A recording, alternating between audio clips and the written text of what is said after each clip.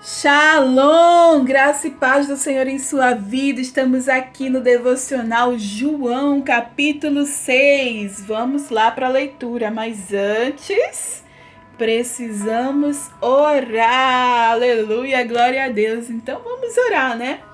Querido e precioso Espírito Santo, estamos aqui, declaramos que nós somos tuas, que queremos te ouvir, te obedecer, que seja feita a tua vontade em nossas vidas, que venha o teu reino, fala conosco, Santo Espírito. Nós precisamos de ti mais do que tudo. Ajuda-nos, Santo Deus, em nome de Jesus. Amém? Glória a Deus. Então vamos aqui, capítulo 6 do livro de João, que fala sobre aqui a primeira multiplicação dos pães. Você já conhece essa história, né? Então vamos lá. Algum tempo depois, Jesus partiu para outra margem do mar da Galileia, ou seja, do mar de Tiberíades. E grande multidão continuava a segui-lo, porque viram os sinais milagrosos que ele tinha realizado nos doentes. Então Jesus subiu ao monte e sentou-se com seus discípulos. Estava próxima a festa judaica da Páscoa.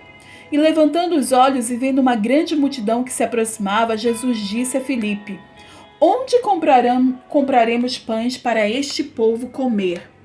Fez essa pergunta apenas para pô-lo à prova, pois já tinha em mente o que ia fazer.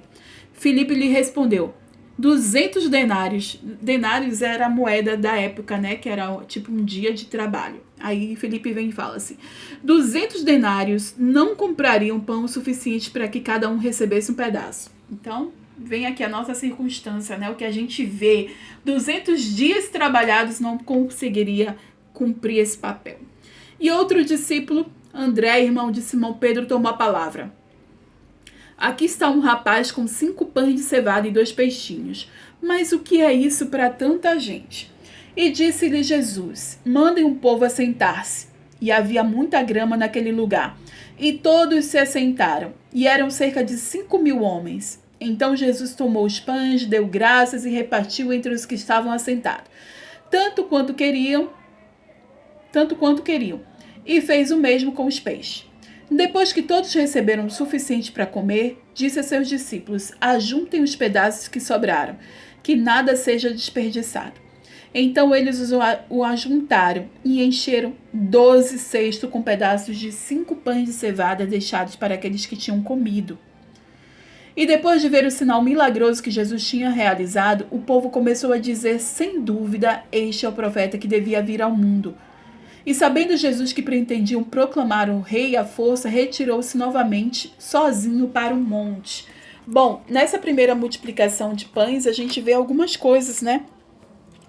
A gente vê que Jesus colocou os discípulos à prova, né? Porque estava dizendo assim: o que você tem aí em mãos? O que você tem na sua mão? O que você tem aí na sua carteira? O que você tem aí no seu coração? É um teste, né? E aí, poxa, Jesus, 1 ano de trabalho não daria para fazer tal coisa. Olha, o que eu tenho aqui não dá para nada. E aí vem André e disse: olha, tem até aqui um rapaz com 5 pães e 2 peixinhos, mas o que é isso diante dessa multidão, né? Então Jesus, ele quer saber o que está no nosso coração, o que está na nossa mente. Por isso que ele pergunta. E é bom que você tenha uma resposta para ele, que você diga, né? André que falou, Filipe também falou. E aí o que Jesus fez? Começou a organizar o babado, né? Porque eles sabem que tinha 5.000 homens. Porque eles contaram. Eles fizeram grupos de 50 homens e de 100 homens. Então dava para contabilizar quantos grupos de 50 homens tinham, quantos grupos de 100 homens tinham. Então ali ele fez todo mundo sentar na grama, né? Sentar ali na relva. Fizeram os grupos, contabilizaram os grupos. E aí Jesus fez o quê? Depois de organizar, teve um planejamento, ele organizou tudo, porque Jesus é organizado. E eu e você precisamos aprender também a sermos boas administradoras, contabilistas, né? Contadoras, a organizar as coisas dentro de casa, fora de casa, seja onde for, que a gente se organize, em nome de Jesus, amém? Jesus organizou. E aí a gente sabe que tinha 5.000 homens, e eu já falei aqui, né, que a gente viu no Mateus e Marcos, onde tem homem, tem mulheres, né? Tem as esposas e tem os filhos. Então, eram 5.000 homens, mas eu devo aí triplicar o número de pessoas totais. Devia aí ter umas 15 a 20 mil pessoas. Porque se cada homem tivesse uma esposa e cada esposa ali tivesse 3, 4 filhos, imagina quantas pessoas não foram alimentadas ali. Foram contabilizados os homens. Então Jesus organizou, mandou todo mundo sentar, fez os grupos, pegou os 5 pães, agradeceu a Deus. O que a gente deve fazer? Consagrar o que a gente tem, colocar nas mãos do Senhor. Consagrar, agradecer a Deus pelo que tem. E aí Jesus entregou para os discípulos e a multiplicação, o milagre aconteceu na mão dos discípulos. Foi quando os discípulos começaram a dividir, a multiplicar aquilo que o negócio começou a acontecer. Então, assim, a multiplicação acontece na minha mão e na sua mão.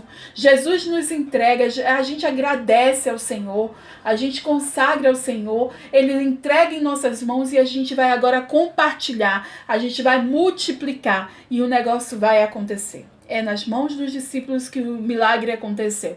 E depois que tudo aconteceu, que tudo está certinho, agora Ele quer ver a conta de tudo. E na conta de tudo ainda sobraram 12 pães. Tinham 5 pães ali, agora sobraram 12 cestos cheios de pães. E ainda alguns peixinhos. Então imagine o milagre que foi essa multiplicação. O povo comeu, ficou satisfeito, ainda sobrou, ainda dá para levar para casa.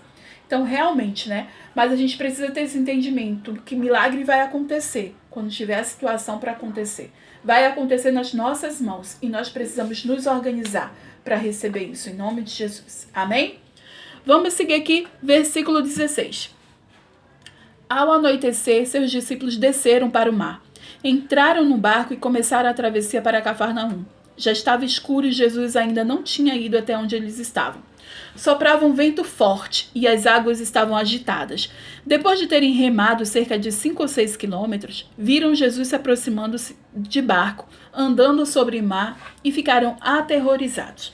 Mas ele lhes disse: sou eu, não tenham medo. Então resolveram recebê-lo no barco e logo chegaram à praia para a qual se dirigiam. No dia seguinte, a multidão que tinha ficado no outro lado do mar percebeu que apenas um barco estivera ali e que Jesus não havia entrado nele com seus discípulos, mas que eles tinham partido sozinhos. Então alguns barcos de Tiberíades aproximaram-se do lugar onde o povo tinha comido pão após o Senhor ter dado graças. E quando a multidão percebeu que nem Jesus nem os discípulos estavam ali, ele entrou nos barcos e foi para Cafarnaum em busca de Jesus. Então aqui a gente viu um outro acontecimento extraordinário, né? Jesus andou sobre as águas e Jesus se aproximou do barco deles e estava escuro, né? E a água agitada, e aí eles ficaram com medo achando que era um fantasma. Você sabe que meu filho, quando ele tinha 4 anos de idade, ele escreveu um livro sobre isso e eu fiquei impressionada. A gente estava no culto da igreja, ele estava no culto infantil, na Rede Kids, lá da igreja de onde nós somos, né, da primeira igreja batista do Brasil. E na Rede Kids, nesse dia, tinha ministrado justamente essa palavra, quando Jesus andou sobre o mar. Ele amou tanto essa palavra que quando ele saiu de lá, ele me contou várias vezes. A gente foi no carro, caminhando para casa, ele contando essa história para mim, pro pai. Cada pessoa que ele via, ele queria contar essa história. E na escola, quando ele chegou, ele contou essa história para todo mundo. A prof ficou tão feliz com isso que ela decidiu fazer com ele. Então ele desenhava e a Pro escrevia. E hoje a gente tem um livro impresso sobre isso, né? O primeiro livro do meu filho, ele tinha 4 anos e foi quando Jesus andou sobre o mar. Então você vê que não é um acontecimento qualquer, né? Jesus andou sobre o mar e ali Pedro se lançou. Aqui a gente não vê a história de Pedro, né? Mas ele se lançou. Porque todo mundo estava com medo, achou que fosse um fantasma e Pedro disse: Senhor, se és tu mesmo, então me chama, deixa eu ir contigo sobre as águas. E Jesus disse: venha. E Pedro se lançou. Pedro, depois que viu a circunstância, ele começou a afundar, mas ele foi o único daquele barco que saiu molhado, porque ele se lançou. Ele se lançou em fé. Por mais que ele caísse depois, ele foi o único que Jesus deu a mão ali para salvar, que ele estava se afundando, né? Então eu e você precisamos às vezes ter esse temperamento de Pedro, né? Sanguíneo, de nos lançarmos em fé. Ainda que a gente afunde, o Senhor vai estar lá para nos salvar. Amém? Glória a Deus por todas as coisas. Vamos seguir aqui, versículo 25. Quando o encontraram do outro lado do mar, a galera perseguindo Jesus, né? Indo atrás, enlouquecida de Jesus. Aí eles perguntaram: mestre, quando chegastes aqui? E Jesus respondeu: a verdade é que vocês estão me procurando não porque viram os sinais milagrosos, mas porque comeram os pães e ficaram satisfeitos. Não trabalhem pela comida que se estraga, mas pela comida que permanece para a vida eterna, a qual o Filho do Homem lhe dará. Deus, o Pai, nele colocou o seu selo de aprovação. Então lhe perguntaram: o que precisamos fazer para realizar as obras que Deus requer? E Jesus respondeu: a obra de Deus é esta: crer naquele que ele enviou. Então lhe perguntaram: que sinal milagroso mostrarás para que vejamos e creiamos em ti que farás? Os nossos antepassados comeram maná no deserto, como está escrito, ele lhes deu a comer pão dos céus. E declarou-lhe Jesus: eu digo-lhes a verdade. Não foi Moisés quem lhes deu o pão do céu, mas é meu Pai quem lhes dá o verdadeiro pão do céu. Pois o pão de Deus é aquele que desceu do céu e dá vida ao mundo. E disseram eles: Senhor, dai-nos sempre deste pão. Então Jesus declarou: eu sou o pão da vida, e aquele que vem a mim nunca terá fome, e aquele que crê em mim nunca terá sede. Mas como eu lhe disse, vocês me viram, mas ainda não creem. E todo aquele que o Pai me der virá a mim, e quem vier a mim eu jamais rejeitarei. Pois eu desci dos céus não para fazer a minha vontade, mas para fazer a vontade daquele que me enviou. E esta é a vontade daquele que me enviou, que eu não perca nenhum dos que ele me deu, mas os ressuscite no último dia. Porque a vontade de meu Pai é que todo aquele que olhar para o Filho e nele crer tenha a vida eterna, e eu o ressuscitarei no último dia. Com isso, os judeus começaram a criticar Jesus, porque disseram: eu sou o pão da vida que desceu do céu. E diziam: este não é Jesus, o filho de José? Não conhecemos seu pai e sua mãe? Como ele pode dizer descer dos céus? E respondeu Jesus: parem de me criticar. Ninguém pode vir a mim se o Pai que me enviou não o atrair, e eu o ressuscitarei no último dia. Está escrito nos profetas: todos serão ensinados por Deus. Todos os que ouvem o Pai e dele aprendem vêm a mim. Ninguém viu o Pai a não ser aquele que vem de Deus. Somente ele viu o Pai. E asseguro-lhes que aquele que crê tem a vida eterna. Eu sou o pão da vida. Os seus antepassados comeram maná no deserto, mas morreram. Todavia, aqui está o pão que desce dos céus, para que não morra quem dele comer. Eu sou o pão vivo que desceu dos céus. Se alguém comer deste pão, viverá para sempre. Este pão é a minha carne, que eu darei pela vida do mundo. Então os judeus começaram a discutir exaltadamente entre si. Como pode este homem nos oferecer a sua carne para comermos? E Jesus lhe disse: eu lhes digo a verdade, se vocês não comerem a carne do Filho do Homem e não beberem o seu sangue, não terão vida em si mesmo. Todo aquele que come a minha carne e bebe o meu sangue tem a vida eterna, e eu o ressuscitarei no último dia, pois a minha carne é verdadeira comida e o meu sangue é a verdadeira bebida. E todo aquele que come a minha carne e bebe o meu sangue permanece em mim e eu nele. E da mesma forma como o Pai que vive me enviou e eu vivo por causa do Pai, assim aquele que se alimenta de mim viverá por minha causa. Este é o pão que desceu dos céus. Os antepassados de vocês comeram maná e morreram, mas aquele que se alimenta deste pão viverá para sempre. Ele disse isso quando ensinava na sinagoga em Cafarnaum. Bom, a gente viu muitas coisas aqui Jesus falando, né, sobre o pão da vida, sobre a galera que estava atrás dele porque queria ver mais milagres, mais pão, né? Falaram até do maná. E Jesus disse: eu entendi porque vocês estão atrás de mim, mas saibam que eu sou o pão da vida, eu desci dos céus e que quem come desse pão vai ter vida para sempre. E aí os fariseus a gente já viu aqui, né? Ficaram irritados com isso, não gostaram e questionaram Jesus mais uma vez. Vamos seguir aqui? Versículo 60. Ao ouvirem isso, já está acabando, tá bom? Ao ouvirem isso, muitos dos seus discípulos disseram: dura essa palavra, quem pode suportá-la? E sabendo em seu íntimo que os seus discípulos estavam se queixando do que ouviram, Jesus lhes disse: isso os escandaliza? Que acontecerá se vocês virem o Filho do Homem subir para onde estava antes?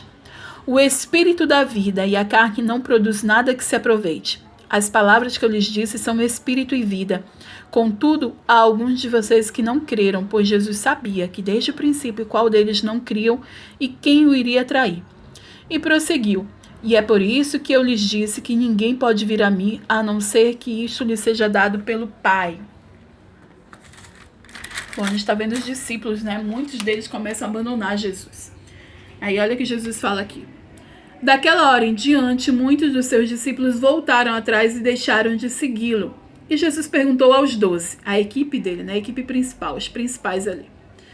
Jesus perguntou aos 12, vocês também não querem ir? E Simão Pedro, tinha que ser Pedrão, lhe respondeu: Senhor, para quem iremos? Só tu tens as palavras de vida eterna. Nós cremos e sabemos que és o Santo de Deus. Para onde iremos, Senhor, se só tu tens as palavras de vida eterna? Eu não sei você, mas a minha vida agora é assim. Senhor, para onde eu irei? Para o mundo eu não quero voltar. Só o Senhor tem as palavras de vida eterna. Amém? Pedrão aqui mais uma vez jogando duro. Então vamos seguir versículo 70. Então Jesus respondeu: Não fui eu que os escolhi os 12? Todavia, um de vocês é o diabo. E ele se referia a Judas, o filho de Simão Iscariote, que embora fosse um dos 12, mais tarde haveria de traí-lo.